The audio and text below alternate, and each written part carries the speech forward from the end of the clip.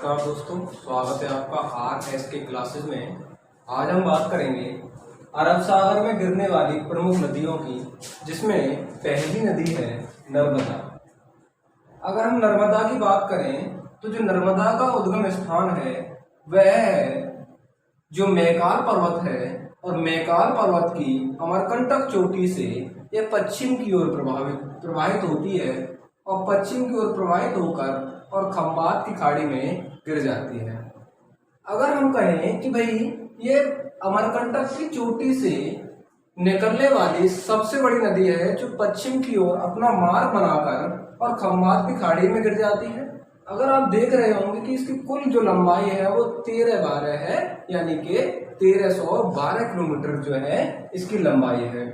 ये जो नदी है यह भ्रंश घाटियों से होकर बहती है।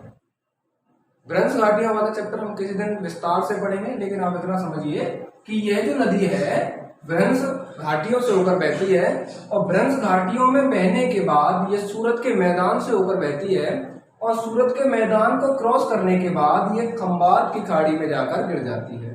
और जब खंबात की खाड़ी में गिरती है तो ये एस्चुरी का निर्माण करती है, जिसको हम ज्वार नदमुख कहते हैं। एस्चुरी का निर्माण करती है, अर्थात इसका जो, क्योंकि जब ये भ्रंश घाटियों से होकर बहती है और कंकड़ पथरीले स्थानों से होकर बहती है, तो वहां से लाए गए कंकड़ पत्थरों को जो है खंबात की खाड़ी के मुंह पर डाल देती है, जिसमें सूरत के मैदान से आई हुई मिट्टी भी सम्मिलित हो जाती है और यह एस्चुरी का निर्माण करती है। क्यों एस्चुरी का निर्माण कर रही है? इसलिए भ्रंश घाटियों से होकर बह रही है, इसलिए यह एस्चुरी का निर्माण करती है। अगर हम बात करें तो ये मैकाल पर्वत है उसके अमरकंटक चोटी से निकलती है।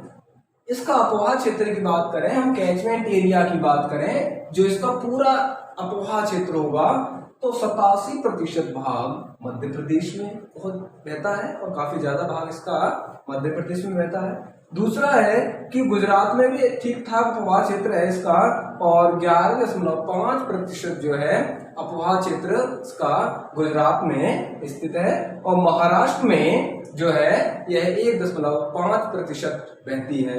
आपको कई सारे पॉइंट ऐसे मिले हैं जिनको आपको ध्यान देने की आवश्यकता है। एक बात तो यह कि भ्रंश घाटियों से होकर बहती है। दूसरा, यह क्या बनाती है? यह ज्वार नदमुख का निर्माण करती है। किशोर बहती है, यह जो है पश्चिम की ओर बहती है। तो हम कभी पढ़ेंगे कि अमरकंटक को मध्य प्रदेश का वाटर टैंक क्यों कहा जाता है। इसलिए कहा जाता है कि पश्चिम, पूर्व और उत्तर की ओर यहाँ से नदियां निकलती है। अगली नदी की हम बात करेंगे, वह नदी है आपकी तापी, क्योंकि दो बड़ी नदियां निकलती हैं। दो बड़ी नदियां मध्य प्रदेश से निकलती